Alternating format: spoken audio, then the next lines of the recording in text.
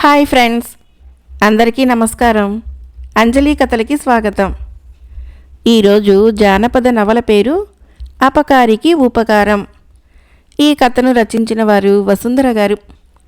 ఇది చందమామ మాసపత్రికలో ధారావాహిక సీరియల్గా వచ్చిన కథ. విశాల దేశాన్నేలే కీర్తిసేనుడికి ఒకగానొక కుమార్తె. ఆమె పేరు ప్రియంవద. ఆమె గొప్ప సౌందర్యవతే కాక గురువుల ద్వారా రాజకుమార్తెలకు అవసరమైన అన్ని విద్యలు నేర్చుకున్నది. అయితే ఆమె పుట్టగానే జాతకం చూసిన ఆస్థాన జ్యోతిష్కుడు రాజు రాణిలకు ప్రియంవద భవిష్యత్తుని గురించిన కొన్ని వింత విషయాలు చెప్పాడు. ప్రియంవదకు పాముకాటు ప్రమాదం ఉన్నది. ఆమె ఒక సామాన్యుణ్ణి వివాహం ఆడుతుంది. తమ ఆస్థాన జ్యోతిష్కుడు జ్యోతిష శాస్త్రంలో నిధి అన్న నమ్మకము కీర్తిసేనుడికి రాణికి ఉన్నది. తమ కుమార్తెకు రానున్న ప్రమాదాల గురించి కాపాడుకునేటందుకు వాళ్ళొక పథకం వేశారు. అదేమిటంటే, ప్రియంవద ఏ రాజకుమారుణ్ణో వివాహం ఆడే వరకు ఆమె తనకు విద్య నేర్పే గురువులని దాసీలని తప్ప మరే పురుషుణ్ణి చూడకుండా గట్టిగా కట్టుదిట్టం చేయటం. ప్రియంవద పెంపకము తల్లిదండ్రులు ఆశించిన విధంగానే సాగి 16 సంవత్సరాలు నిండినాయి. అప్పటి నుంచి కీర్తిసేనుడు తీవ్రంగా వరాన్వేషణ ప్రారంభించాడు. అన్ని విద్యల్లోనూ సాటిలేని మేటి రాజకుమారుణ్ణి వెతికి తన అల్లుడిగా చేసుకోవాలని ఆయన ఆశపడుతున్నాడు. ఇలా ఉండగా ఒక పౌర్ణమి నాటి రాత్రి ప్రియంవద చిలికత్తలు ఎవరూ వెంట లేకుండా ఒంటరిగా ఉద్యానవనంలో విహరిస్తున్నది. అప్పుడు ఎక్కడ్నుంచో ఒక నల్లటి నాగుపాము వచ్చి ఆమె ముందు పడగ విప్పి ఆడసాగింది. ప్రియంవద పాముని గమనించలేదు. ఆమె సంపంగి పూలను వాసన చూస్తూ పరవశించిపోయి కొద్దిసేపటి తర్వాత ఒక పువ్వును ముక్కు కానించుకొని అలా విసిరింది. ప్రియంవద విసిరిన పువ్వు పడగ విప్పి ఆడుతున్న నాగుపాము పడగకు తగిలింది. పాము వెంటనే బుస్సుమన్నది. ఆ శబ్దం వింటూనే ఆమె ఉలిక్కిపడి అటు చూసింది. ఎదురుగా నాగుపాము. ప్రియంవద భయకంపితురాలైపోయింది. నాగుపాము ఒక్క క్షణము పడగపైకెత్తి ఆమె కేసు చూసి జర్రున ముందుకొచ్చింది. ఆమె పారిపోవాలనుకున్నది, కానీ కాళ్ళని కదిలించలేకపోయింది. ఆమె భయంతో కెవ్వుమంటూ అరిచింది. ఆ మరుక్షణము భటుడొకడు పరిగెత్తుకుంటూ అక్కడికొచ్చి నాగుపాము తోక పట్టుకొని గిరగిరా తిప్పి నేలకేసి ఒకసారి బలంగా మోది దూరంగా పారవేశాడు. ప్రియంవద వెంటనే తేరుకొని భటుడి కేసి చూసింది. వాడు యువకుడు, మంచి అందగాడు. ఆమె అలాంటి రూపవంతుణ్ణి ఇంతవరకు చూసి ఉండలేదు. పైగా తను భయంతో కేకవేయగానే అతడక్కడికి ఎలా వచ్చాడో ఆమెకు అర్థం కాలేదు. ప్రియంవద భటుణ్ణి ఎవరు నువ్వు అని అడిగింది. నేను తమ సేవకుణ్ణి, ఉద్యానవన కాపలా భటుణ్ణి రాకుమారి అని జవాబిచ్చాడు వాడు. రాకుమారి తనను చూడకపోయినా కాపలా భటుడుగా వాడు రాకుమారిని దూరంగా ఉండి చాలాసార్లు చూసి ఉన్నాడు. సమయానికి వచ్చి నా ప్రాణం కాపాడావు. నీకేం కావాలో కోరుకో అన్నది ప్రియంవద. నాకే కోరికలు లేవు అన్నాడు భటుడు. ఈ ప్రపంచంలో కోరికలుండని వారుండరు. సందేహించకుండా నీ మనసులో ఎటువంటి కోరిక ఉన్నా సరే చెప్పు అన్నది ప్రియంవద. మనిషికి స్వర్గం చూడాలని ఉంటుంది, దేవుణ్ణి చూడాలని ఉంటుంది. ఇలాంటి కోరికలు ఎవరైనా తీర్చగలరా అని అడిగాడు భటుడు. నేను తీర్చగల కోరికలేమీ నీకు లేవా అని అడిగింది ప్రియంవద. తమరు నా కోరికను తీర్చగలరు, కానీ తీర్చరు. ఒకవేళ తమరు నా కోరికను తీర్చుతానన్నా నేను అంగీకరించను అన్నాడు భటుడు. ఏంటి నీ కోరిక అన్నది ప్రియంవద భటుడి మాటలకు ఎంతో ఆశ్చర్యపోతూ. రాకుమారి, నేను తమను ప్రేమిస్తున్నాను, కానీ మన పెళ్ళి అసాధ్యం. ఎందువలనంటే నేను తమను ప్రేమిస్తున్నట్టు తెలిస్తే ప్రభువులు నా తల తీయించేస్తారు. నేను మిమ్మల్ని ప్రేమిస్తున్నాను, నా ప్రాణాన్ని ప్రేమిస్తున్నాను. బతుకుంటే రోజు మిమ్మల్ని చూస్తూ ఉండవచ్చు అన్నాడు భటుడు. ఆ మాటలకి ప్రియంవద తెల్లబోయింది. భటుడు నిజమే చెప్పాడు. వాడిని పెళ్లాడటము తను సులభంగా తీర్చగల కోరికే, కానీ ఆ కోరిక తను తీర్చలేదు. ఈ విషయం తెలిస్తే తన తండ్రి కోపగించుకోవటమే కాక భటుడి తల తీయించినా తీయించవచ్చు. అయినా తను ఇప్పుడేం చేయాలి? ప్రాణాలకు తెగించి తనను పాము కాటు నుంచి రక్షించిన భటుడి కోరిక కూడా తీర్చలేకపోతే తను రాకుమారయ్యుండి ఏం ప్రయోజనం? ప్రియంవద దిగులుగా, ఇంతకాలం నేను చాలా గొప్పదాన్ని అనుకున్నాను. ఉపకారికి ఉపకారం కూడా చేయలేని అసహాయురాలునని ఇప్పుడే తెలిసింది. నన్ను క్షమించు అన్నది. క్షమించడానికి నేను తమకు చేసిన ఉపకారం ఏమిటి? నేను తమ సేవకుణ్ణి. తమను రక్షించుకోవటము నా బాధ్యత. నా మీద అభిమానం ఉంటే అదే చాలు రాకుమారి అన్నాడు భటుడు. ప్రియంవద ఉద్యానవనం నుంచి పుట్టెడి దిగులుతో అంతఃపురానికి వెళ్ళింది. ఆ సమయంలో కీర్తిసేనుడు తన భార్య కాంతిమతితో మాట్లాడుతున్నాడు. రాజు రాణి కూడా ప్రియంవద రాకని గమనించలేదు. వాళ్ళిద్దరూ తన గురించే మాట్లాడుకుంటున్నారని గ్రహించి ప్రియంవద అక్కడే ఉన్న ఒక తెరచాటుకు తప్పుకున్నది. నాకు ప్రియంవద వివాహం గురించి బెంగగా ఉన్నది అన్నాడు రాజు.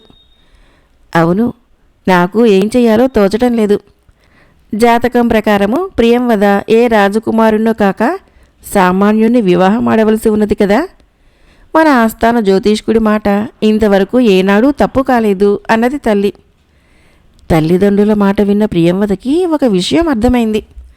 తను పుట్టగానే జాతకం చూసి ఆస్థాన జ్యోతిష్కుడు తను సామాన్యుణ్ణి వివాహం ఆడుతుందని చెప్పాడు. తల్లిదండ్రులకి అది ఇష్టం లేదు. ఇప్పుడు తనకు పెళ్ళికి వచ్చింది. ఉద్యానవనంలో సామాన్యుడైన ఒక భటుడు తన ప్రాణాలు రక్షించి తనను పెళ్లాడాలన్న కోరిక వెలిబుచ్చాడు. అంటే జాతకం ప్రకారమే అంతా జరుగుతున్నదా? ప్రియంవద ఆ రోజంతా బాగా ఆలోచించింది. సామాన్యుడిని వివాహం చేసుకోవాలని తన జాతకంలో రాసి ఉన్నప్పుడు అది నిజం కాక తప్పనప్పుడు తనకు ఉపకారం చేసిన భటుణ్ణి పెళ్లి చేసుకోవటంలో తప్పేముంది?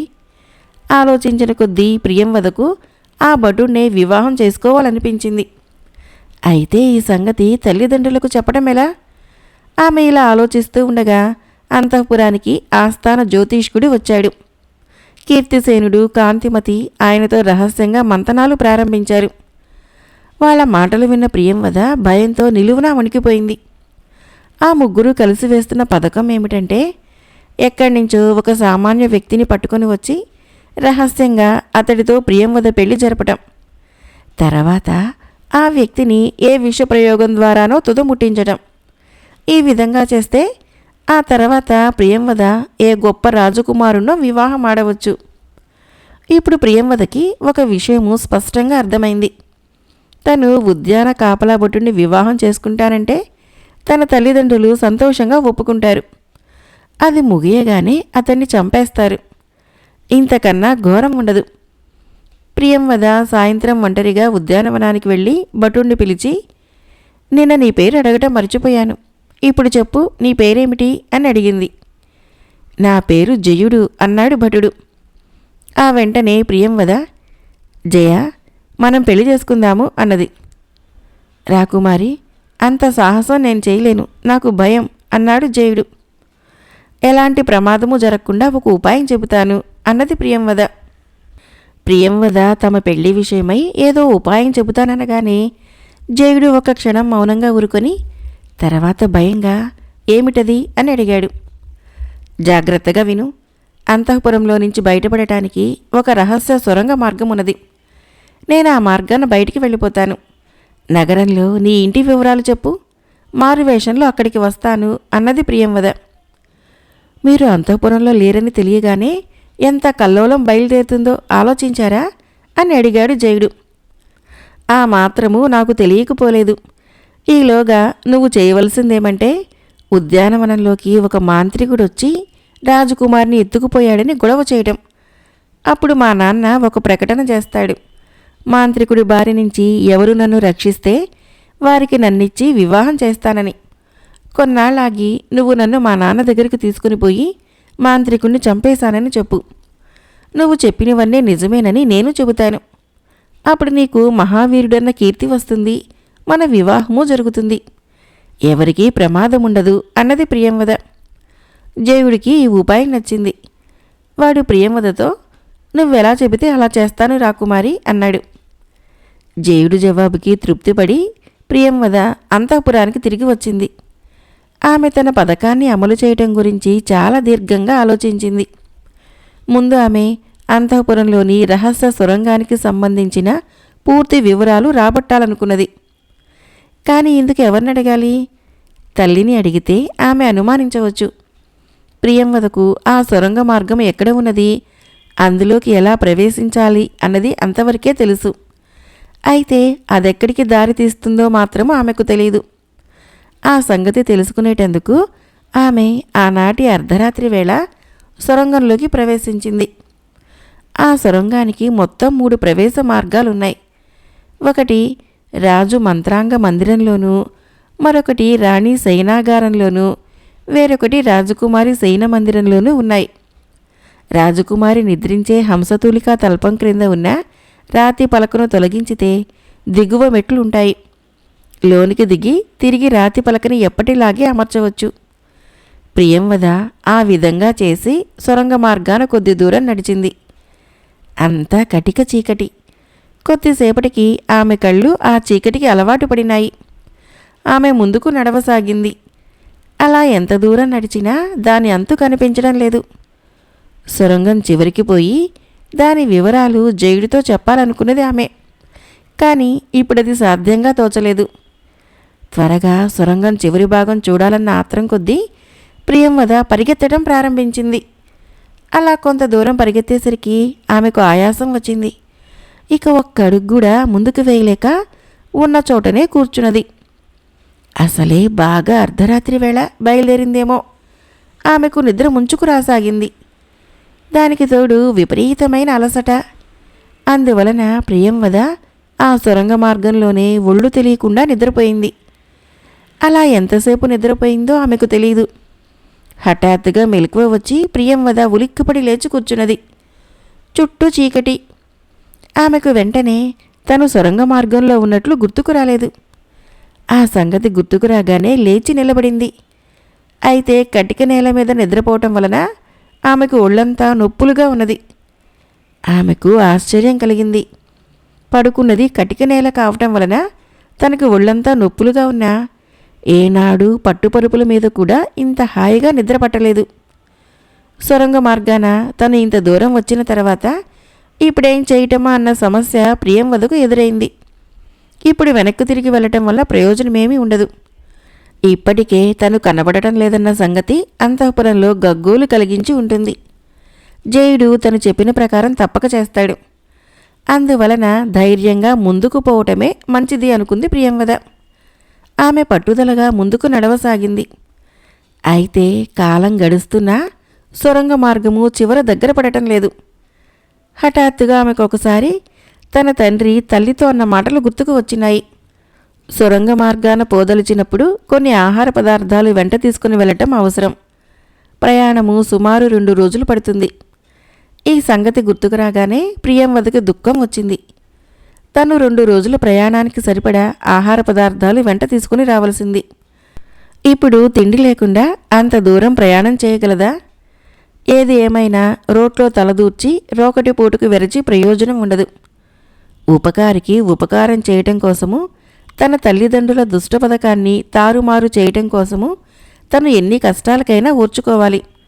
అనుకున్న దాన్ని సాధించి తీరాలి. ప్రియంవద అలాగే అన్నపానాలు లేకుండా కటిక మార్గంలో పాదాలు నొచ్చుతున్నా భరించి సొరంగ మార్గం చివరకు చేరుకున్నది. మార్గము ఒక మహావృక్షం మొదలులోనికి దారి తీసినట్లు ఆమె గ్రహించింది. సొరంగ మార్గం చివరకు చేరుకున్నది. మార్గము ఒక మహావృక్షం మొదలులోనికి దారి తీసినట్లు ఆమె గ్రహించింది.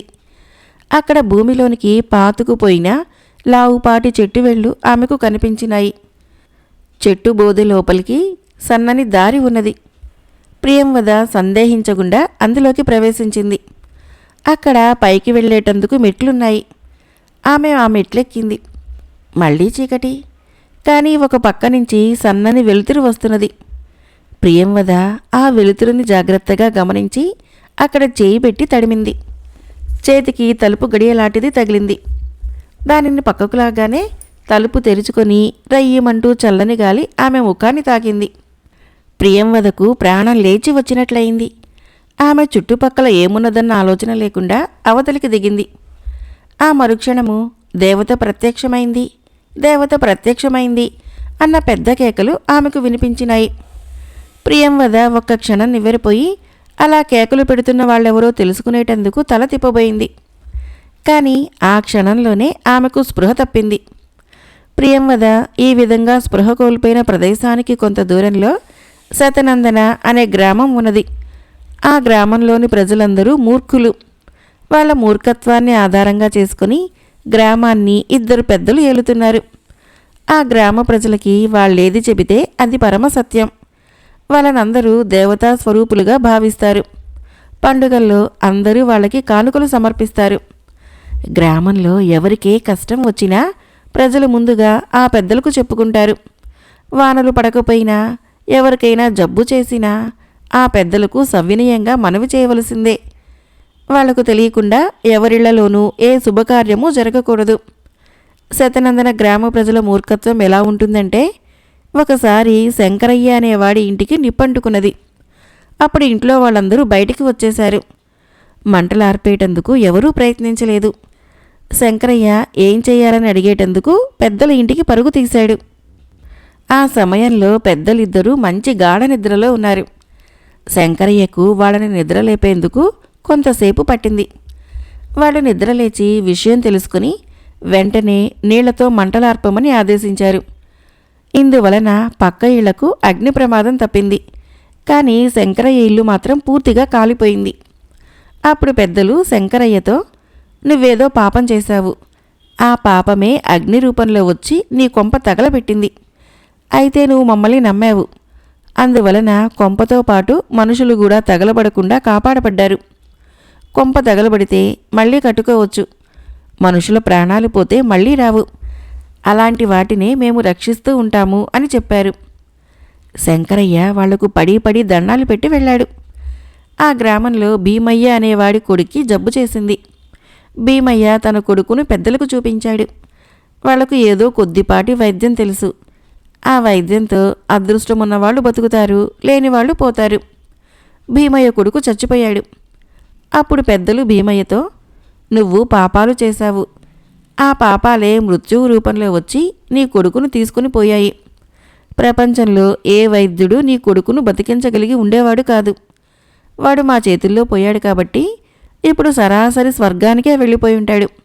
మరొక వైద్యుడి చేతిలో అయితే మీ వాడు నరకానికి పోయేవాడు అని చెప్పారు. కొడుకు తనకు దక్కకపోయినా కనీసం వాడు స్వర్గానికి వెళ్ళుంటాడని భీమయ్య ఎంతగానో సంతోషించాడు. పెద్ద మనుషులుగా నటిస్తూ దుర్మార్గ కార్యాలు చేసేవాళ్లలో 2 రకాలుంటారు. మొదటి రకం వాళ్ళు తెలివైన వాళ్ళు. వాళ్ళు ప్రజలకి మాయమాటలు చెబుతారు. ప్రజలకు ఏ మేలు జరిగినా తమ వల్లనే అంటూ ఆ ప్రజల కష్టం మీదే బతుకుతారు. రెండో రకం దుర్మార్గులు తెలివి తక్కువ వాళ్ళు. వాళ్ళు ప్రజల్ని బాధించి ఆనందిస్తారు. తెలివైన దుర్మార్గులకు ప్రజల వల్ల ఎన్నటికీ ప్రమాదం ఉండదు. ప్రజల్లో కూడా తెలివితేటలు వస్తేనే వాళ్ళకు ప్రమాదం. ఇకపోతే తెలివి తక్కువ దుర్మార్గులకు ప్రజల వల్ల ప్రమాదం తప్పదు. ప్రజలు ఎంతో కాలం వాళ్ళని భరించలేరు. ఏదో ఒకనాడు తిరగబడతారు. అలాంటి పరిస్థితే శతనందన గ్రామంలో తలెత్తింది. గ్రామ పెద్దలిద్దరూ తెలివైన దుర్మార్గులే కానీ వాళ్లకు తెలివి తక్కువ దుర్మార్గులైన కొడుకులు పుట్టారు. వాళ్ళ గ్రామంలో మూర్ఖులైన ప్రజలు తమ తండ్రులకిచ్చే గౌరవ మర్యాదలని ఆసరాగా తీసుకుని చిన్నప్పటి నుంచి విపరీతంగా అల్లర చిల్లరి పనులు చేయసాగారు. వాళ్ళిద్దరూ ఒక్కటే ప్రాణం అన్నట్లుగా ఉండేవారు. ఎవళ్ళ తోటలోకో వెళ్ళి మామిడికాయలు దొంగిలించటము, ఎవరింటికో వెళ్ళి గాజు సామానులు బద్దలు కొట్టటము, ఇతరుల పిల్లల్ని అకారణంగా హింసించటము, ఇలాంటి దుర్మార్గ కార్యక్రమాలు చేస్తుండేవాళ్ళు.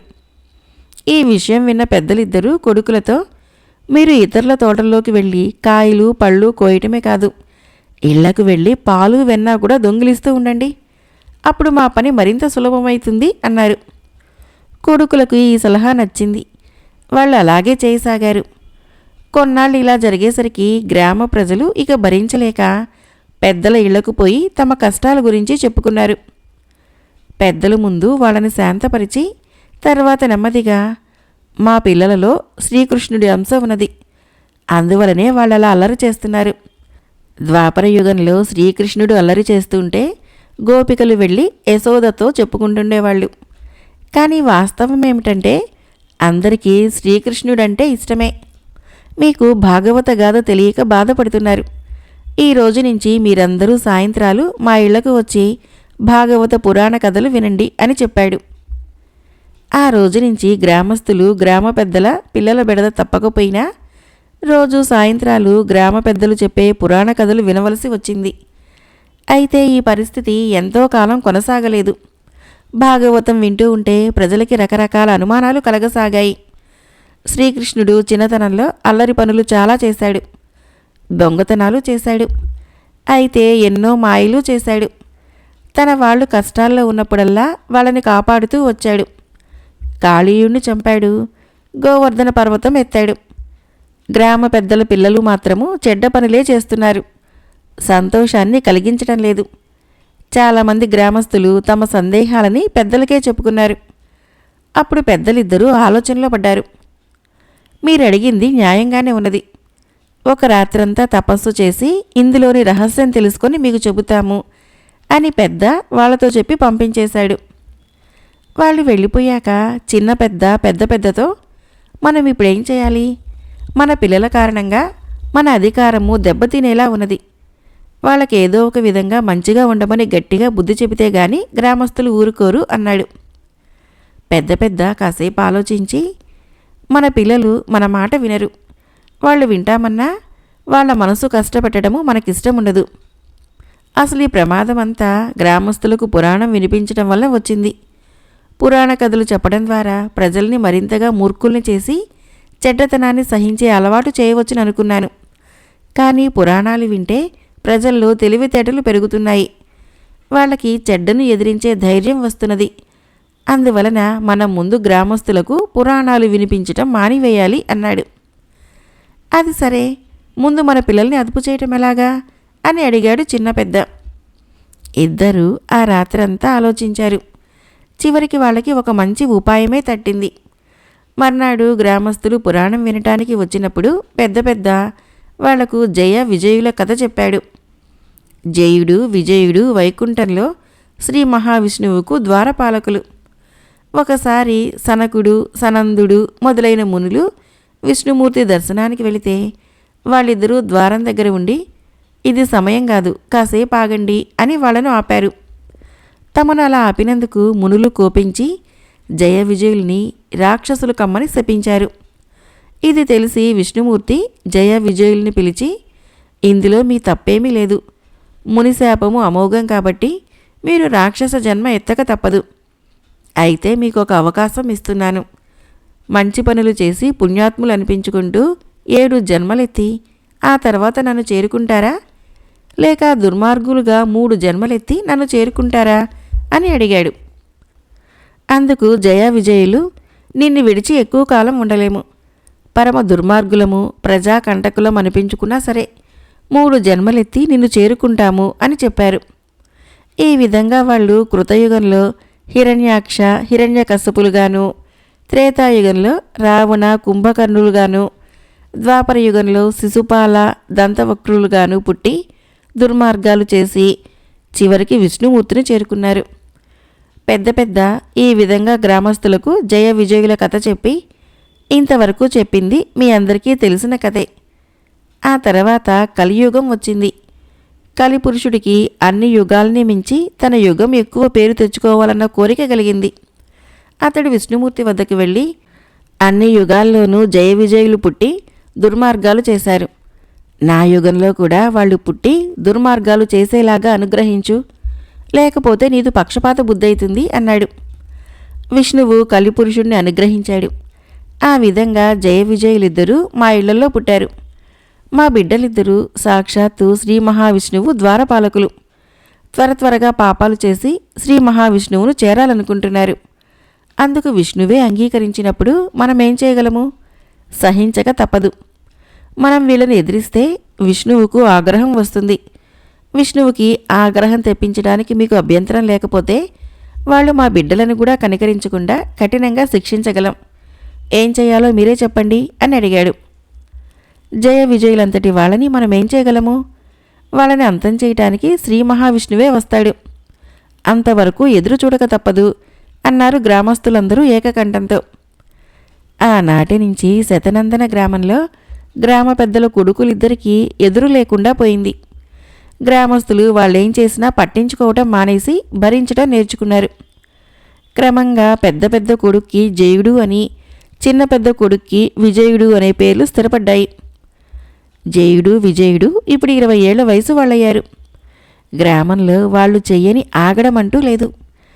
ఇలా ఉండగా ఆ గ్రామానికి ఒక రోజున పరదేశీ ఒకడు వచ్చాడు. అతడికి 20 సంవత్సరాల వయసుంటుంది.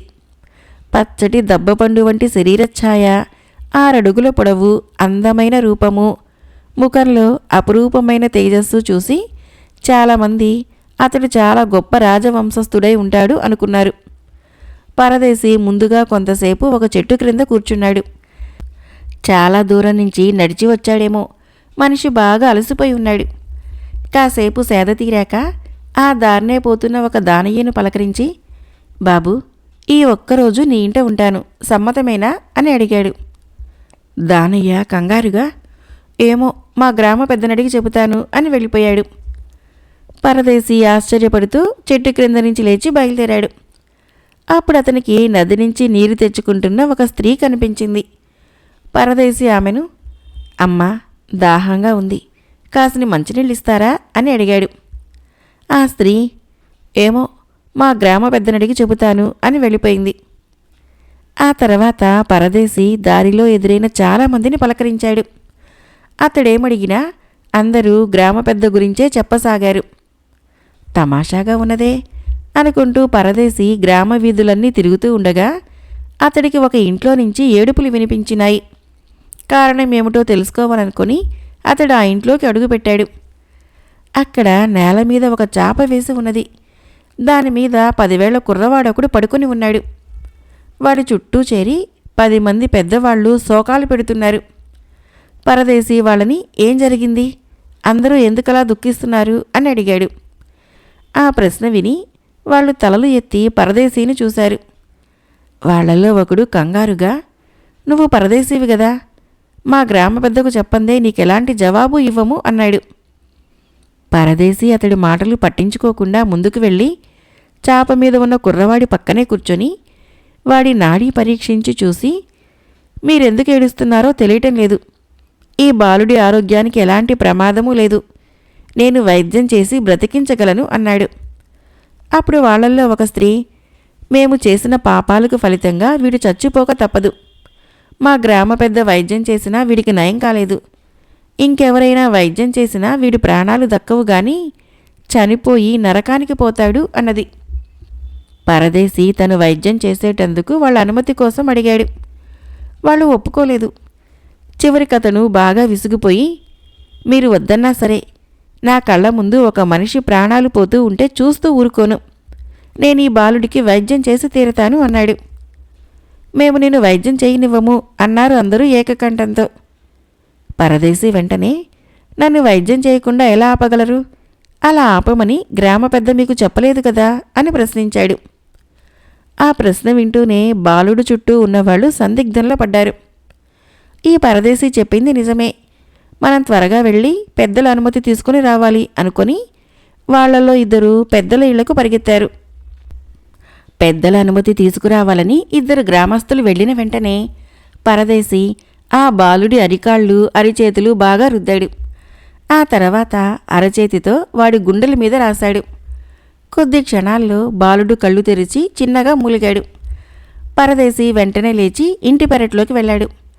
అక్కడ ఉన్న ఏవో చెట్ల ఆకులు కోసుకొని వచ్చి, ఈ ఆకులు ప్రతి ఇంటి పెరటి దొడ్లోనూ ఉంటాయి, వీటితో ఎన్నో రకాల వ్యాధుల్ని నయం చేసుకోవచ్చు అంటూ వాటిని తన 2 అరచేతుల మధ్య నలిపి వచ్చిన రసాన్ని ఆ బాలుడి నోట్లో 4-5 చుక్కలు పోశాడు. మరుక్షణము బాలుడు లేచి కూర్చొని తల్లిదండ్రులకేసి చూస్తూ చిన్నగా నవ్వాడు. బాలుడు తల్లి పట్టరాని ఆనందంతో పరదేశికి నమస్కరించి, నువ్వు మనిషివి కాదు, దేవుడివి, చచ్చిపోయాడనుకున్న నా బాబుని రక్షించావు అన్నది. ఈలోగా గ్రామ పెద్దలిద్దరూ అక్కడికి వచ్చారు. జరిగింది చూసి తెల్లబోయారు. చిన్న పెద్ద పరదేశి వంక క్రూరంగా చూస్తూ, మా మందులకు బతకనివాడు నీ మందులకు బతికాడంటే నువ్వు మాంత్రికుడివై ఉండాలి, మా గ్రామానికి ఎందుకొచ్చావో చెప్పు అని గద్దించి అడిగాడు.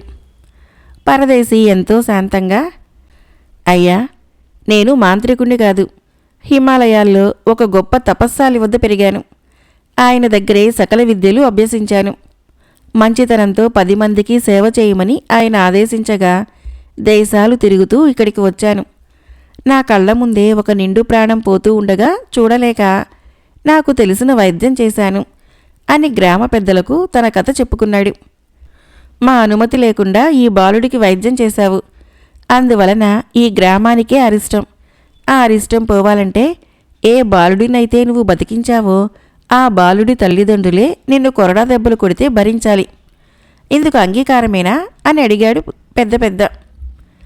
ఆ విధంగా మీ గ్రామానికి అరిష్టం తొలగిపోతుందంటే ఆ దెబ్బలు తినడానికి నేను సిద్ధంగా ఉన్నాను అన్నాడు పరదేశి. పెద్దలు ఆజ్ఞాపించగా ఆ బాలుడి తల్లిదండ్రులు చెరొక 10 కొరడా దెబ్బలు పరదేశిని కొట్టారు. పరదేశి వీపు చిట్లి రక్తం కారింది. మా గ్రామానికి అరిష్టం పోయింది. తక్షణము నువ్వు గ్రామాన్ని విడిచి వెళ్ళు అన్నారు పెద్దలిద్దరూ. అందుకు పరదేశి, అయ్యా, నా వల్ల వచ్చిన అరిష్టం పోయే ఉపాయము మీరే చెప్పారు. నేనెవరికి సాయం చేసినా వారి వలన 20 కొరడా దెబ్బలు తింటుంటాను. ఆ విధంగా మీ గ్రామానికి ఏ అరిష్టమూ ఉండదు. నన్ను ఈ గ్రామంలో కొంతకాలం ఉండనివ్వండి అన్నాడు. ఈ జవాబు విని గ్రామ పెద్దలు చాలా ఆశ్చర్యపడ్డారు. చిన్న పెద్ద పరదేశిని, నువ్వు మూర్ఖుడిలా ఉన్నావు. దెబ్బలు తింటూ ఈ గ్రామంలోనే ఉండాలని ఎందుకు అనుకుంటున్నావు అని అడిగాడు. అయ్యా, అపకారికి కూడా ఉపకారం చేయమని అన్ని శాస్త్రాలు పురాణాలు చెబుతున్నాయి. అలాంటిది ఈ గ్రామంలో ఉపకారం చేసిన నన్ను కొరడా దెబ్బలు కొట్టి శిక్షించేటంత మూర్ఖులున్నారు. నాలాంటి వాడి తప్ప ఇలాంటి వాళ్ళకి మరెవరు సాయం చేయగలరు? వీళ్ల మీది జాలి వల్లే ఇక్కడ కొంతకాలం ఉండాలనుకుంటున్నాను అన్నాడు పరదేశి. పెద్దలిద్దరికీ ఏం జవాబు చెప్పాలో తెలియరాలేదు. ఈ పరదేశి వలన తమ అధికారానికి ప్రమాదం రావచ్చునని వాళ్ళు అనుమానించి, నువ్వెన్ని చెప్పినా లాభం లేదు, వెంటనే గ్రామం వదిలి వెళ్ళిపో అన్నారు కోపంగా. నేను వెళ్ళను అన్నాడు పరదేశి నెమ్మదిగా. వెళ్ళకపోతే నిన్ను బలవంతంగా పంపివేయగలం తెలుసా అన్నారు పెద్దలిద్దరూ రోషంగా.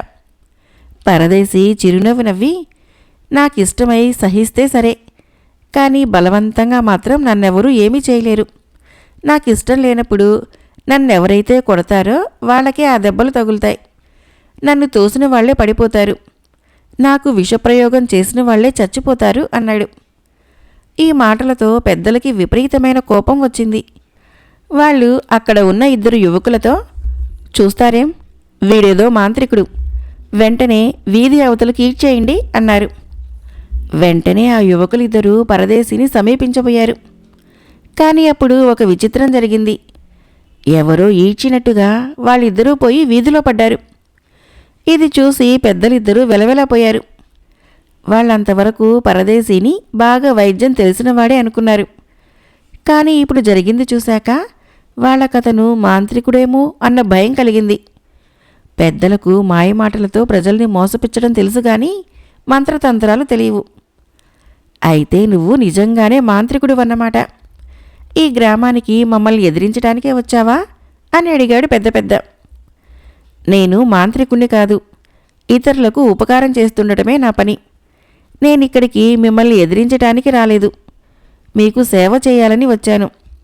మిమ్మల్ని సేవించుకుంటే తప్ప మీ గ్రామ ప్రజలకు సాయపడలేను కదా అన్నాడు పరదేశి. తమను ఎదిరించనని సేవించుకుంటానని పరదేశి చెప్పగానే పెద్దలిద్దరికీ సంతృప్తి కలిగింది. వాళ్ళు వెంటనే పరదేశి ఆ గ్రామంలో ఉండేటందుకు అనుమతించారు. ఆ తర్వాత పరదేశితో చిన్న పెద్ద, నువ్వు మా అనుమతి లేకుండా ఎవరికీ సాయపడకూడదు, ఆ సంగతి బాగా గుర్తుంచుకో అన్నాడు హెచ్చరిస్తున్నట్లు. ఇతరులకు సాయపడే విషయంలో నేనెవరి అనుమతి కోసమూ ఎదురు చూడను. హాని చేయమంటే నేనీ దేశపు రాజు మాట కూడా వినను. మిగతా అన్ని విషయాల్లోనూ మీరేం చెప్పినా చేస్తాను అన్నాడు పరదేశి నిర్భయంగా. పెద్దలిద్దరూ అయిష్టంగా తలలాడిస్తూ అక్కడి నుంచి బయలుదేరారు. వాళ్ళ నివాసము పక్కపక్క ఇళ్లలో. ఆ ఇళ్ల మధ్య ఒక చావడి ఉన్నది. గ్రామస్తులు ఆ చావడిలోనే పెద్దలతో సంప్రదింపులు చేస్తుంటారు. వాళ్ళ ఇళ్లకు ఎదురుగా ఒక పెద్ద దిబ్బ ఉన్నది. దానిమీద చిన్న గుడిసె ఒకటి వేయించి పరదేశిని అందులో ఉండమన్నారు. పరదేశి అక్కడ నివసించసాగాడు. పెద్దలిద్దరికీ పరదేశి చాలా విచిత్రమైన మనిషిలా కనిపించాడు. అతడికి మంత్రతంత్ర విద్యలు తెలిసినట్లు కనిపించినా ఎవరి మీద వాటిని ఎప్పుడూ గాని ప్రయోగించలేదు. అతడెప్పుడూ చిరునవ్వుతో ఉంటాడే తప్పితే దేనికి ఎవరి మీద కోపగించుకోడు. అతడు రోజూ పనిగట్టుకుని గ్రామంలో ఎవరికి ఎలాంటి కష్టం వచ్చిందో విచారించేవాడు. దానికి సులువైన పరిష్కార మార్గం చెప్పి పెద్దలు ముందే నిర్ణయించిన విధంగా వాళ్ళ చేత 20 కొరడా దెబ్బలు తిని ఆ బాధని మనోనిబ్బరంతో భరించేవాడు. ఇలా కొంతకాలం జరిగేసరికి గ్రామస్తులకి ఈ పద్ధతి చాలా అన్యాయం అనిపించింది. వాళ్ళల్లో కొందరు ఒక రోజున పెద్దలిద్దరినీ కలుసుకొని, మాకు సాయపడుతున్న వాణ్ణి మేమే కొట్టడం మాకు బాధ కలిగిస్తున్నది, ఈ పద్ధతి మానివేయటం మంచిదేమో అన్నారు. దానికి పెద్ద పెద్ద కోపంగా, అంటే మీరు నాకే నీతులు చెబుతున్నారన్నమాట. ఆ పరదేశీ పెద్ద మాంత్రికుడు, మీరు కొట్టే కొరడా దెబ్బలేవి వాడికి తగలవు. వాడిని గ్రామం నుంచి తరిమేయటానికి శక్తి చాలక ఊరుకున్నాం. వాడేదో సొంత మేలు కోసము ఈ గ్రామం వచ్చాడు. మాంత్రికుల నుంచి మేలు పొందటము అరిష్టదాయకం. కావాలంటే ఒకసారి వాణ్ణి కొట్టకుండా ఊరుకోండి, ఏం జరుగుతుందో మీకే తెలుస్తుంది అన్నాడు. పరదేశీ ప్రమాదకరమైన మాంత్రికుడని, అతన్ని కొట్టకుండా అతడి నుంచి మేలు పొందటము అరిష్టదాయకము అని గ్రామ పెద్దలు గ్రామస్తులకు చెప్పిన మర్నాడే సీనయ్య అనేవాడి ఇంట్లో అతని భార్య నగలు పోయాయి. ఆమె ఒక గుడ్డలో నగలు పెట్టి మూటగా కట్టి చెరువుకి స్నానానికి వెళ్ళింది. తిరిగి వచ్చి చూస్తే నగలు కనిపించలేదు. ఈ విషయం తెలిసి పరదేశి సీనయ్య ఇంటికి వెళ్ళి వివరాలన్నీ అడిగి తెలుసుకున్నాడు.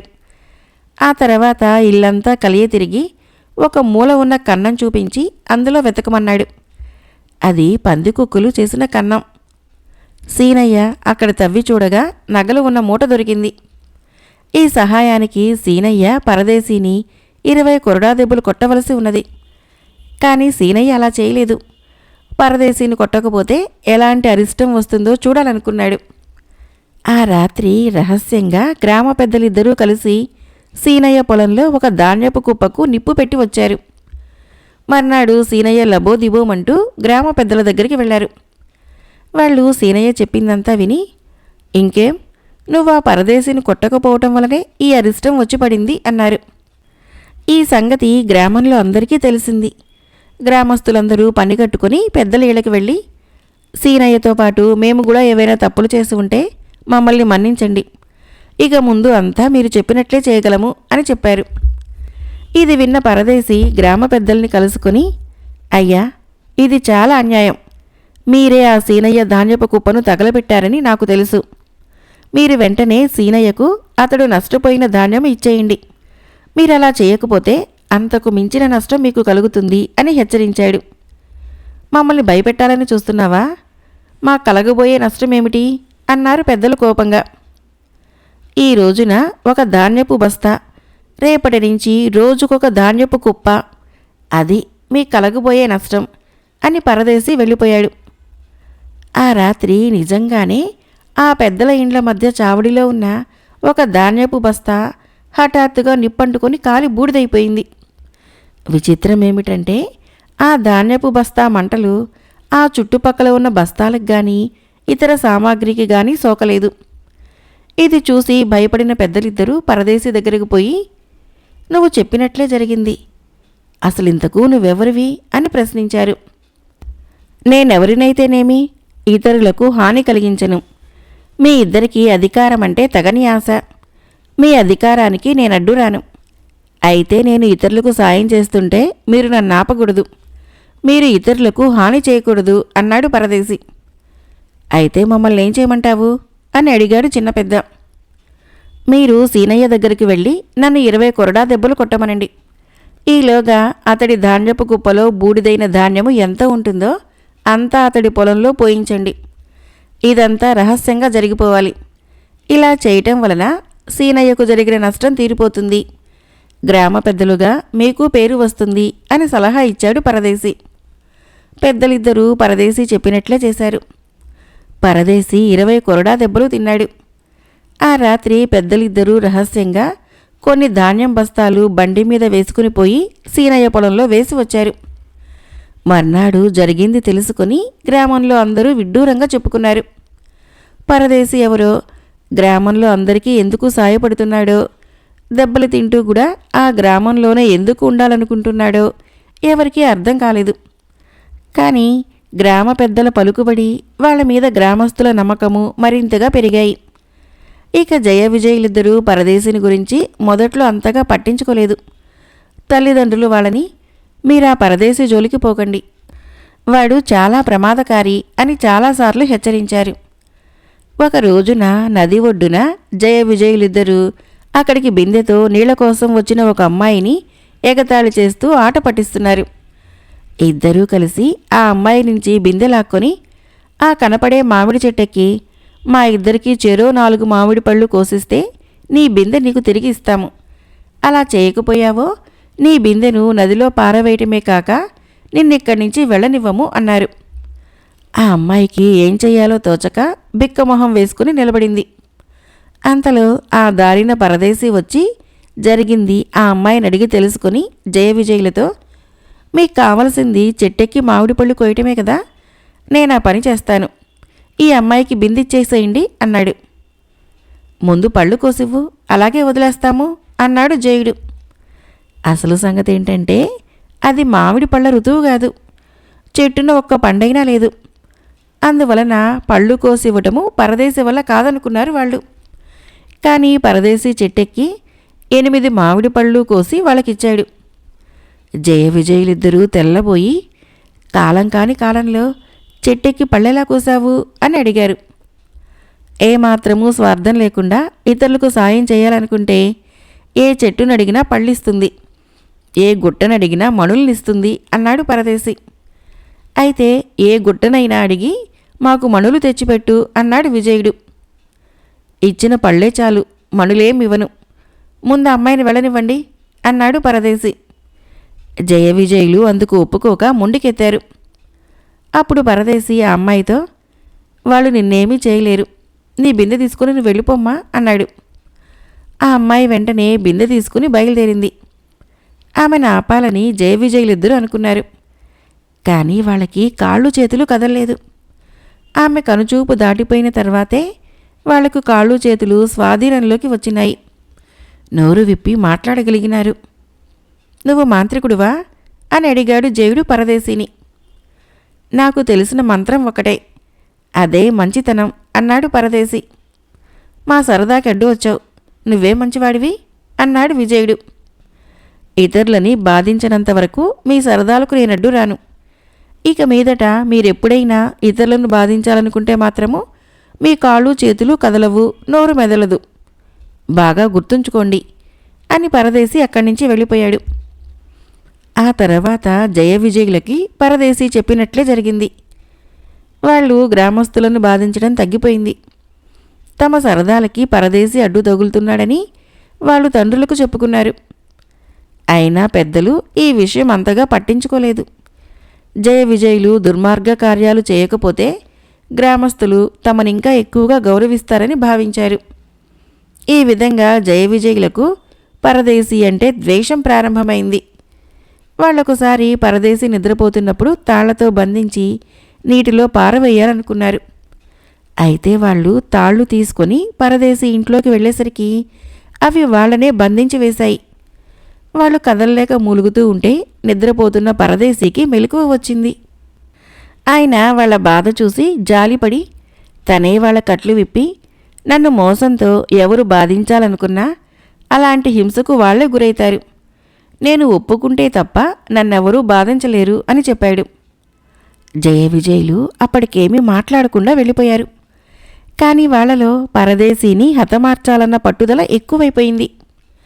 జయ విజయులకు పరదేశీని ఎలాగైనా హతమార్చాలన్న పట్టుదల కలిగింది. పరదేశీకి భోజనము రోజు జయ విజయుల ఇంటి నుంచే వెళ్ళేది. పరదేశీని బాధించాలని వాళ్ళందులో ఒక రోజున బాగా కారం కలిపారు. ఇందువలన పరదేశీకి ఎలాంటి బాధ కలగలేదు. కానీ వాళ్ళ భోజనము కారమయమైపోయి నోరంతా పొక్కిపోయింది.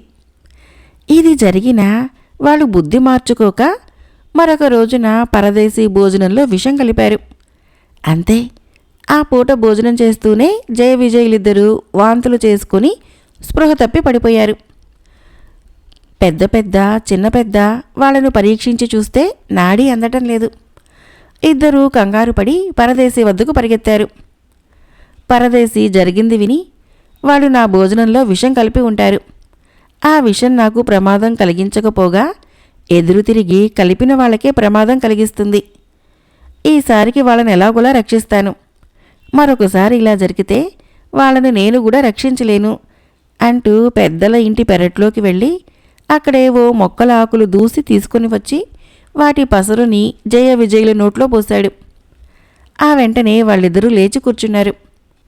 చిన్న పెద్ద పెద్ద పెద్ద వాళ్లకు జరిగింది చెప్పి దుడుకుతనం కొద్దీ ప్రాణాల మీదకు తెచ్చుకున్నారు. ఈనాటి నుంచి ఆ పరదేశీ జోలికి పోకండి అని హెచ్చరించారు. జయ విజయులిద్దరూ పరదేశీ కాళ్ళ మీద పడి, నువ్వు నిజంగానే గొప్ప మంత్రగాడివి. మేము నీకు అపకారం చేయకూడదని అనుకుంటున్నాం. కానీ మావి వక్రబుద్ధులు. మా బుద్ధులు మంచి మార్గాన నడిచే ఉపాయం నువ్వే చెప్పాలి అన్నారు. పరదేశీ కొంచెంసేపు ఆలోచించి, మీరు చెప్పింది నిజం. మీ బుద్ధులు సరిదిద్దడం నా బాధ్యత అని విజయుడు భుజం పట్టుకుని, రేపు జయుణ్ణి ఇక్కడే వదిలి నువ్వు కొందరు గ్రామస్తుల్ని వెంటబెట్టుకుని అరణ్యానికి వెళ్ళు. అక్కడ మీకు తోచిన ఒక చెట్టును ఎన్నుకొని కాసేపు దాని చుట్టూ తిరిగి తర్వాత శ్రీ మహావిష్ణువు నామాన్ని స్మరిస్తూ కళ్ళు మూసుకోండి. కొన్ని క్షణాలు గడిచాక మీ ముందు ఒక దేవత ప్రత్యక్షమవుతుంది. మీరా దేవతతో జయుడు పంపగా వచ్చామని చెప్పండి. ఆమె మీతో బయలుదేరి గ్రామానికి వస్తుంది. ఆ దేవత మీ ఇద్దరి బుద్ధులు మార్చగలదు అని చెప్పాడు. మర్నాడు విజయుడు కొందరు గ్రామస్తులతో కలిసి సమీపంలో ఉన్న అరణ్యానికి వెళ్ళాడు. అక్కడ ఒక చెట్టుని ఎన్నుకొని దాని చుట్టూ తిరిగి శ్రీ మహావిష్ణువును స్మరించుకుంటూ కళ్ళు మూసుకున్నాడు. కొద్దిసేపటికి పెద్దగా చప్పుడు వినిపించింది. గ్రామస్తులు దేవత ప్రత్యక్షమైంది, దేవత ప్రత్యక్షమైంది అంటూ కేకలు పెట్టారు. విజయుడు కళ్ళు తెరిచి ఆశ్చర్యపోతూ ఏం జరిగింది అని వాళ్ళని అడిగాడు.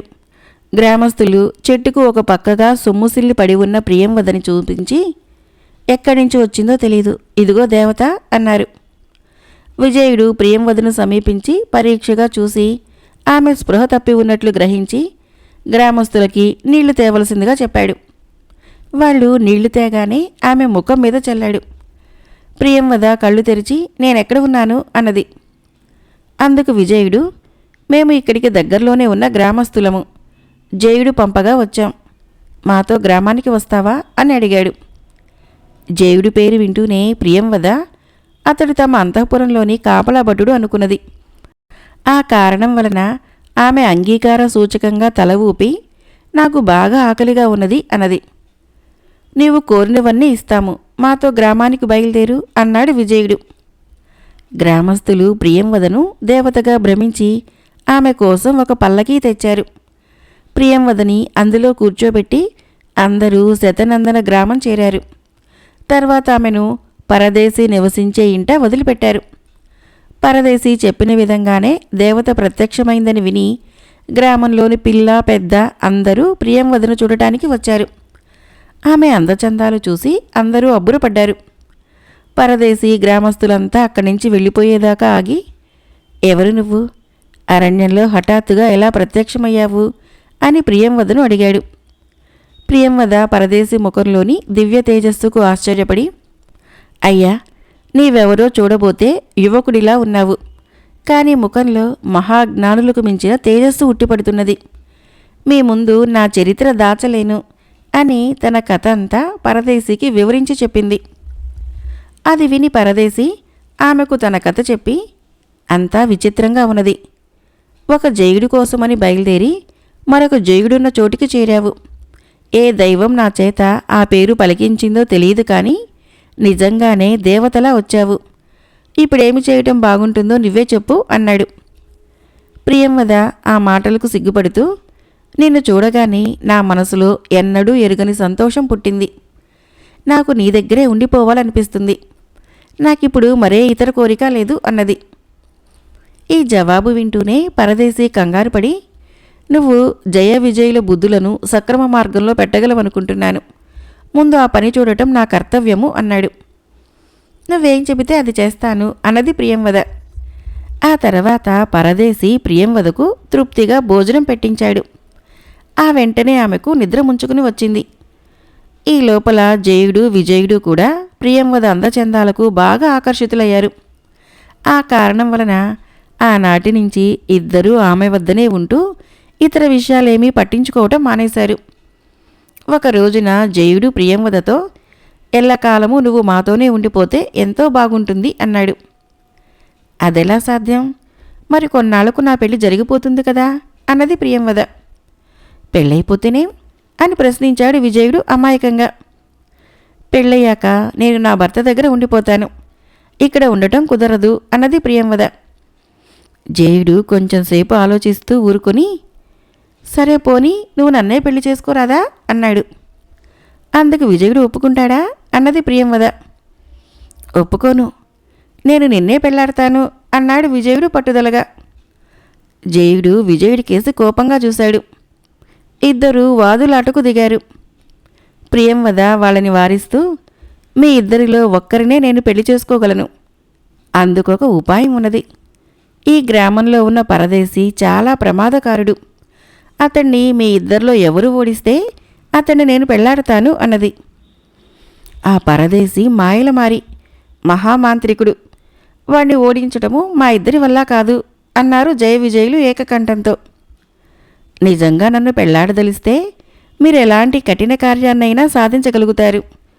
ఆ పరదేశిని ఓడిస్తే తప్ప, లేకపోతే నేను మీలో ఒకరిని పెళ్లాడలేను అన్నది ప్రియంవద. జయుడు అనుమానంగా చూస్తూ, నిన్ను పెళ్లాడాలంటే ఆ పరదేశిని ఓడించాలా, ఎందుకు అని అడిగాడు. ఎందుకేంటి, ఆ పరదేశి మనకు పక్కలో బల్లెం వంటివాడు. రేపు నేను మీలో ఒకరిని వివాహం ఆడాక అతడు నన్ను బలవంతంగా ఎత్తుకుపోతే అప్పుడు మీరేం చేస్తారు? అందువల్లనే అతన్ని ముందుగా ఓడించమంటున్నాను అన్నది ప్రియంవద.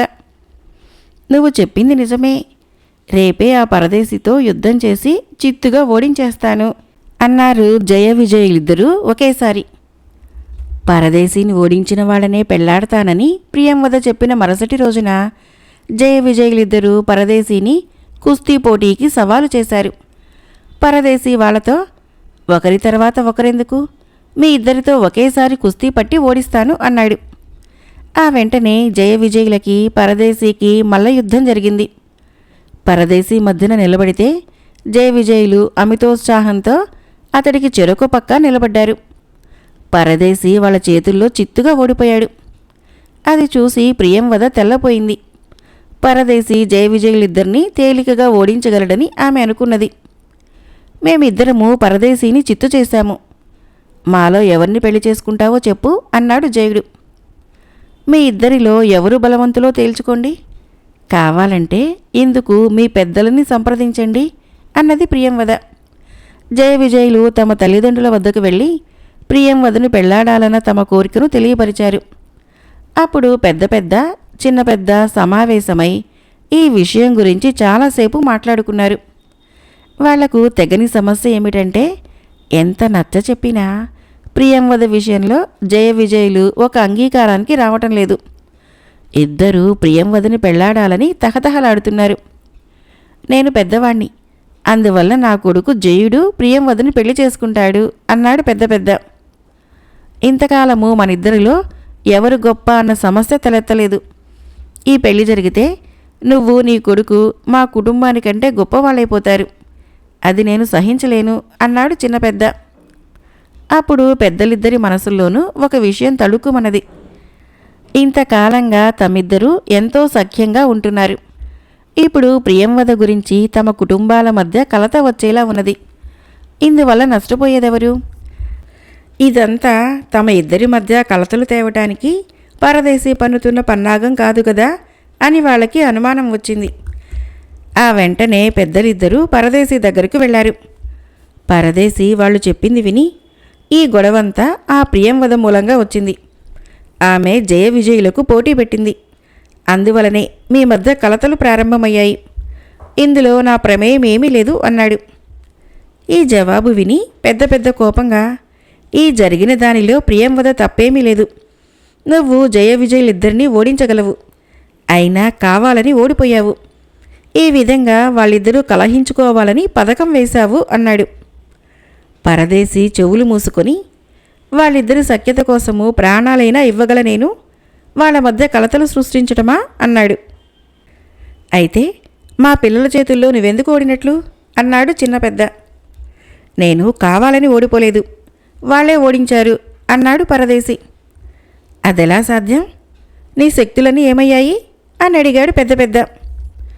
ఇప్పుడు నాలో ఏ శక్తులు లేవు, అన్నీ పోయాయి, ఇందుకు ప్రియంవదే కారణం. ఆమె గ్రామంలో అడుగుపెడుతూనే నన్ను ప్రేమిస్తున్నానన్నది. ఆ క్షణం నుంచి నాకామెను పెళ్లాడాలనిపించింది. ఆ స్వార్థ చింతన వలన నా శక్తులన్నీ పోయాయి. అపకారికి కూడా ఉపకారం చేయాలన్న మంచి బుద్ధి ఉండటం వలన భగవంతుడు సదా నన్ను కాపాడుతూ వచ్చాడు. కానీ ఇప్పుడు నాలో స్వార్థం తలెత్తింది. త్యాగబుద్ధి నశించింది.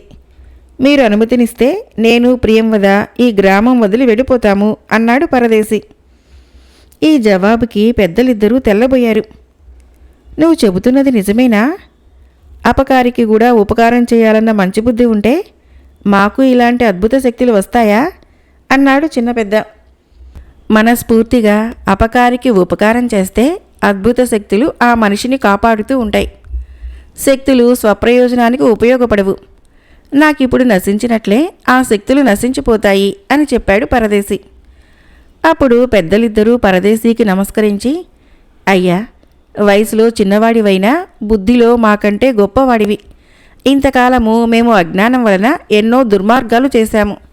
ఇక నుంచి గ్రామస్తుల బాగు కోసము పాటుపడతాము అన్నారు. మీలో మంచి మార్పు రావటం కన్నా కావలసిందేముంది? నేనిక్కడికి వచ్చిన పని ముగిసినట్లే. మీరు దయదలిస్తే నేను ప్రియంవదతో పాటు గ్రామం వదిలి వెళ్ళిపోతాను అన్నాడు పరదేశి. పరదేశి గ్రామం వదిలిపోవటమే మంచిదని పెద్దలిద్దరికీ అనిపించింది. వాళ్ళు ఇళ్లకు తిరిగి వచ్చి జయ విజయులతో ఆ పరదేశీలో ప్రియంవదని వివాహమాడాలనే స్వార్థబుద్ధి కలగగానే అతడికున్న శక్తులన్నీ నశించిపోయాయి. ఇక మీరు ప్రియంవదను మరచిపోండి అని చెప్పారు. అది సాధ్యమయ్యే పని కాదు. ఏది ఏమైనా సరే ప్రియంవద మాకు కావాలి అన్నాడు జయుడు. అదెలా సాధ్యం? మీరిద్దరూ ఆమె కోసం గొడవ పడుతున్నారు కదా అన్నాడు పెద్ద పెద్ద. ఇప్పుడు ఆ గొడవేం లేదు. పూర్వకాలంలో ఒకే స్త్రీని 4-5 వివాహం ఆడినట్లు కథలున్నాయి. అదేవిధంగా నేను జయుడు ప్రియంవదని వివాహం ఆడతాము అన్నాడు విజయుడు. ఇది విని పెద్దలిద్దరూ ఆశ్చర్యపోయారు. తర్వాత వాళ్ళు జయ విజయులతో, మీరు మరీ మొండికెత్తుతున్నారు. ఇక మిమ్మల్ని సహించం. ప్రియంవదకి పరదేశీకి వివాహం జరిపించి ఈ గ్రామాన్నించి పంపించేస్తాము అన్నారు. అందుకు జయుడు, మీరలా చేస్తూ ఉంటే చూస్తూ ఊరుకునేందుకు మేమేం చవటలం కాదు. మీరిద్దరూ ముసలాళ్ళైపోయారు. మూల కూర్చోండి. ఇల్లు కదిలారా కాళ్ళు విరగ్గొడతాము. ఈ రోజు నుంచి మేమే గ్రామ పెద్దలము అన్నాడు. అంతే, మేమే పెద్దలం అన్నాడు విజయుడు. ఆ క్షణం నుంచి గ్రామ పరిస్థితి పూర్తిగా మారిపోయింది. జయ విజయులు ప్రియంవదని తమ తల్లిదండ్రుల్ని ఇల్లు కదలకుండా కట్టడి చేశారు. గ్రామంలో వాళ్ళ ఆగడాలు కూడా మితిమీరాయి. పరదేశీ వాళ్ళ వద్దకు వెళ్ళి, మీరంటే ఇష్టం లేని స్త్రీని చెరబడుతున్నారు. ఇది న్యాయం కాదు. కనిపించిన తల్లిదండ్రుల్ని బాధించకండి అని హితవు చెప్పాడు. ఇందుకు జయ విజయులు, మాకు నీతులు నేర్పచూస్తున్నావా? నిన్ను ఏమీ చేయకుండా వదిలిపెట్టాం. అది నీ అదృష్టం. వారం రోజుల్లో గ్రామం వదిలిపెట్టకపోయావంటే నీ ప్రాణాలు దక్కవు అన్నారు. పరదేశీ అక్కడి నుంచి బయలుదేరి గ్రామస్తులతో, మీ గ్రామ పెద్దలు జయ విజయులకు బందీలైపోయారు. వాళ్లను రక్షించుకోవటము మీ బాధ్యత కాదా అని చెప్పి చూశాడు. ఈ మాటలు విన్న గ్రామస్తులు, వాళ్ళిద్దరూ విష్ణుమూర్తి ద్వారపాలకులైన జయ విజయులు. మును శాపం వలని కలిపురుషుడి కోరిక మీదను వాళ్ళు రాక్షస బుద్ధితో ఇక్కడ జన్మించారు. ఇదంతా మా కర్మ అన్నారు. జయ విజయుల బారి నుంచి రక్షించుకునేందుకు మీకు పెద్దలే ఉపాయము చెప్పలేదా అని అడిగాడు పరదేశి. ఆ శ్రీ మహావిష్ణువే అవతరించి వాళ్ళ ఆగడాల్ని అరికడతాడని పెద్దలు చెప్పారు అన్నాడొక గ్రామస్తుడు. నేనే శ్రీ మహావిష్ణువుని. రామాయణ కాలమందలి వానరుల అంశ మీలో ఉన్నది. ప్రియంవద లక్ష్మి. ఆమెను జయ విజయులు చెరబట్టారు. మనమంతా కలిసి ఎదిరిస్తే ఎటువంటి రక్తపాతము లేకుండా జయ విజయులు లొంగిపోతారు. వాళ్ళ దుర్మార్గాల నుంచి మీకు విముక్తి లభిస్తుంది అన్నాడు పరదేశి. నువ్వు శ్రీ మహావిష్ణువే అనే నమ్మకమేమిటి? మా పెద్దలు చెప్పందే ఏ విషయమూ మేము నమ్మము అన్నారు గ్రామస్తులు. అలా అయితే మీరందరూ నా వెంట వచ్చి ఆ పెద్దల్ని అడగండి అంటూ పరదేశి బయలుదేరాడు. పరదేశి గ్రామస్తుల్ని వెంటబెట్టుకుని గ్రామ పెద్దల వద్దకు బయలుదేరాడు. అంతమంది జనంతో వచ్చిన పరదేశిని చూసి జయ విజయులు భయపడ్డారు. మేమంతా ఒకసారి మా పెద్దల్ని చూడాలి అన్నారు గ్రామస్తులు ఏకకంఠంగా. ఎందుకు అని అడిగాడు జయుడు. ఈ పరదేశి తాను మహావిష్ణువునంటున్నాడు. అదెంతవరకు నిజమో పెద్దలను అడిగి తెలుసుకోవాలి. పెద్దలు నిజంగా ఈయన మహావిష్ణువే అంటే మేమంతా కలిసి ఇప్పుడే మిమ్మల్ని హతమారుస్తాము అన్నారు గ్రామస్తులు. జయ విజయులు భయకంపితులైపోతూ లోపలికి వెళ్ళి పెద్దలిద్దరికీ ఈ సంగతి చెప్పి, మీరిప్పుడు మాకు సాయపడాలి. ఆ పరదేశి మహావిష్ణువని చెప్పారో మేము మీ కళ్ళ ఎదుటే ఆత్మహత్య చేసుకుంటాము అన్నారు. పెద్దలిద్దరూ ఏం చేయాలో తోచక ఒక్క క్షణం తికమకపడి కాసేపు ఊరుకొని, మీరు మమ్మల్ని చాలా చిక్కు సమస్యల్లో పడేశారు. ఒకసారి మమ్మల్ని ప్రియంవదతో మాట్లాడనివ్వండి అన్నారు. జయ విజయులు పెద్దలిద్దరినీ అక్కడికి దగ్గరలోనే ఉన్న ఒక ఇంటికి తీసుకొని పోయి అక్కడ ఉన్న ఒక గది తలుపు తెరిచారు. గదంతా చిమ్మ చీకటిగా ఉన్నది. ఒక చాప మీద దుఃఖిస్తూ ప్రియంవద కూర్చొని ఉన్నది. పెద్దలిద్దరూ ఎంతో విచారంగా గది లోపలికి వెళ్లారు. ప్రియంవద ఒకసారి తలెత్తి వాళ్ళని చూసి తలదించుకున్నది. అప్పుడు ఆమె ముఖం చూసిన పెద్దలిద్దరికీ చాలా బాధ కలిగింది. అమ్మా ప్రియంవద, మా కారణంగా నీకు ఎక్కడ లేని కష్టాలు దాపురించాయి. నీ దుఃఖం మేము చూడలేము. మా బిడ్డల ప్రాణాలు పోయినా సరే నిన్ను రక్షించుకుంటాము అన్నారు పెద్దలిద్దరూ. ప్రియంవద ఏమీ మాట్లాడలేదు. పెద్దలిద్దరూ ఆమెకు జరిగిందంతా చెప్పి, జయ విజయులు చాలా మొండివాళ్ళు, అన్నంత పని వాళ్ళు చేయగలరు.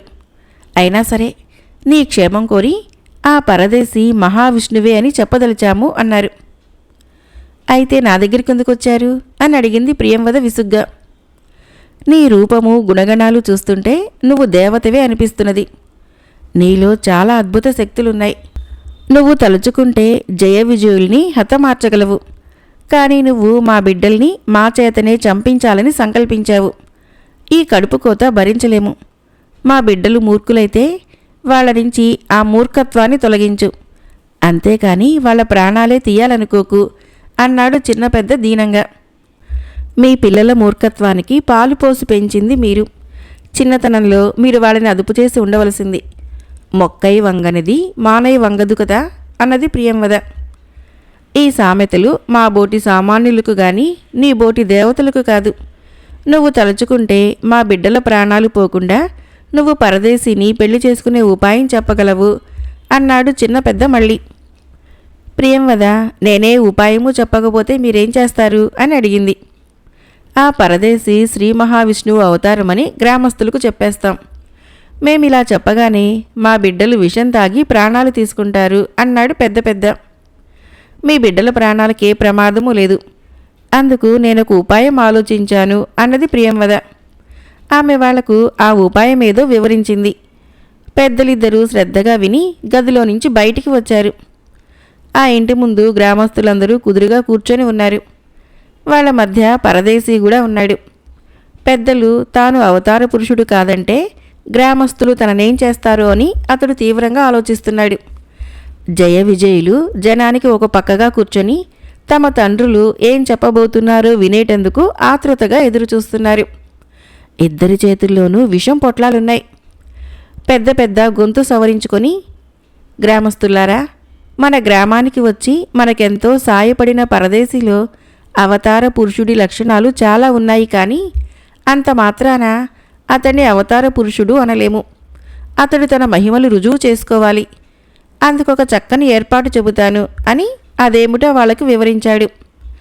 సమీపారణ్యంలోకి పరదేశీని ప్రియంవదను తీసుకుని పోవాలి. వాళ్ళిద్దరూ ఉన్న చోటుకు 1000 గజాల దూరంలో గ్రామస్తులందరూ చుట్టూ కాపలాగా ఉంటారు. 100 అంకెలు లెక్కబెట్టేలోగా పరదేశీ ప్రియంవదతో సహా మాయం కావాలి. అలా మాయం కాలేని పక్షంలో ప్రియంవద జయ విజయులను పెళ్లి చేసుకుంటుంది. పరదేశీ గ్రామం వదిలిపోతాడు. ఈ ఏర్పాటు గ్రామస్తులందరికీ బాగా నచ్చింది. చుట్టూ 1000 గజాల దూరంలో మనుషులు కాపలా ఉండగా పరదేశీ ప్రియంవద ఎలా తప్పించుకొని పోగలరు? అది 100 అంకెలు లెక్క పెట్టేలోగా. ప్రియంవద మాకు భార్య కాక తప్పదు, పరదేశీ గ్రామం విడిచిపోకను తప్పదు అనుకొని జయ విజయులు చాలా సంతోషించారు. అయితే ప్రియంవద తను వచ్చిన చెట్టు బోధెలోని మార్గం ద్వారా తిరిగి రాజభవనం చేరుకోవాలనుకుంటున్నదని వాళ్లకు తెలియదు. ఆ తర్వాత పెద్దలిద్దరూ చెప్పిన విధంగా ఏర్పాట్లు జరిగాయి. పరదేశి అవతార పురుషుడని నాకు తెలుసు. మేమిద్దరము ఇక్కడి నుంచి మాయమై కొంతకాలము ఆకాశయానం చేస్తాము. అక్కడ మీ ఆతిథ్యం గుర్తు చేసుకునేటందుకు వీలుగా మాకు కొన్ని ఆహార పదార్థాలు ఇవ్వండి అని ప్రియంవద గ్రామస్తుల్ని కోరింది. గ్రామస్తులు అదేవిధంగా ప్రియంవదకు పరదేశీకి కొన్ని ఆహార పదార్థాలు మూటగట్టి ఇచ్చారు. అరణ్య మధ్యంలో ప్రియంవద కోరిన చోట ఆమెను పరదేశీని వదిలారు. గ్రామస్తులు వాళ్లకు కాపలా కాసేటందుకు 1000 గజాల దూరంలో నిలబడేటందుకు బయలుదేరుతూ ఉండగా పరదేశీ వాళ్లతో ఇలా అన్నాడు. మీరిప్పుడు 1000 గజాల దూరం వెళ్ళి 100 అంకెలు లెక్క పెడతారు. ఆ తర్వాత మేమిద్దరము మీకు కనిపించము. అంటే నేను విష్ణు అవతారమే కదా. మళ్ళీ మీకు కనపడను కాబట్టి నా ఆదేశం చెబుతున్నాను. ప్రజాబలము ప్రభుబలం కంటే గొప్పది.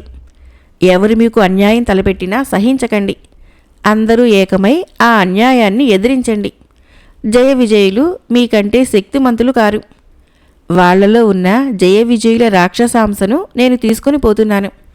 వాళ్ళని మీ శక్తితో లొంగదీయండి. ఇంతకాలము మిమ్మల్ని ఏలిన మీ గ్రామ పెద్దలిద్దరూ అన్ని విషయాల్లో మీకు సాయపడతారు.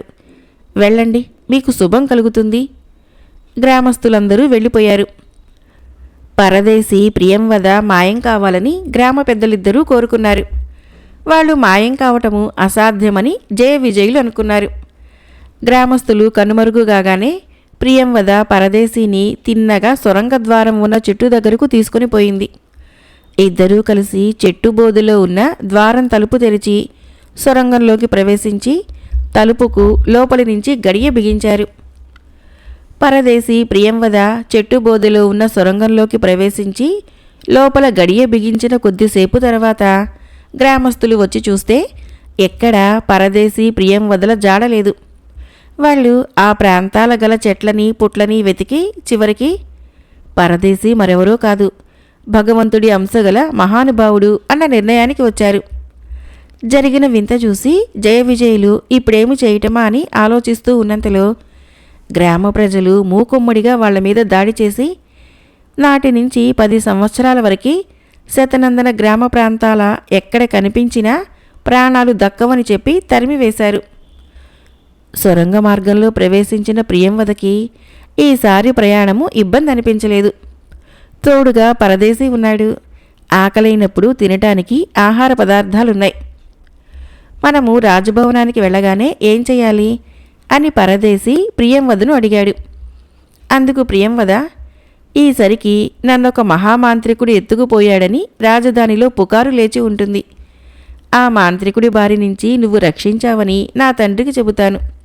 మన వివాహం జరిగిపోతుంది అన్నది. కానీ ఇది అన్యాయం. ఇదే విధంగా వివాహం చేసుకుంటానని లోగడ నువ్వు కాపలా భటుడు జయుడికి మాట ఇచ్చి ఉన్నావు అన్నాడు పరదేశి. నిన్ను చూసే వరకు అలాగే అనుకున్నాను. ఆ భటుడు నా ప్రాణాలు కాపాడినందుకు ఏమైనా చెయ్యాలనిపించిందే తప్ప వాణ్ణి నేను ప్రేమించలేదు అన్నది ప్రియంవద. పరదేశి కొంచెంసేపు ఆలోచించి, నువ్వు ఆ భటుణ్ణి పెళ్లాడటమే న్యాయం అనిపించుకుంటుంది అన్నాడు. ఆ మాటలు ప్రియంవదకి చాలా బాధ కలిగించాయి. ఆమె ఎంతో విచారంగా, నన్ను పెళ్లాడటం నీకు ఇష్టం లేదా అని అడిగింది. ఎందుకిష్టం లేదు? నీ జాతకంలో సామాన్యుడిని పెళ్లాడతావని ఉన్నదన్నావు.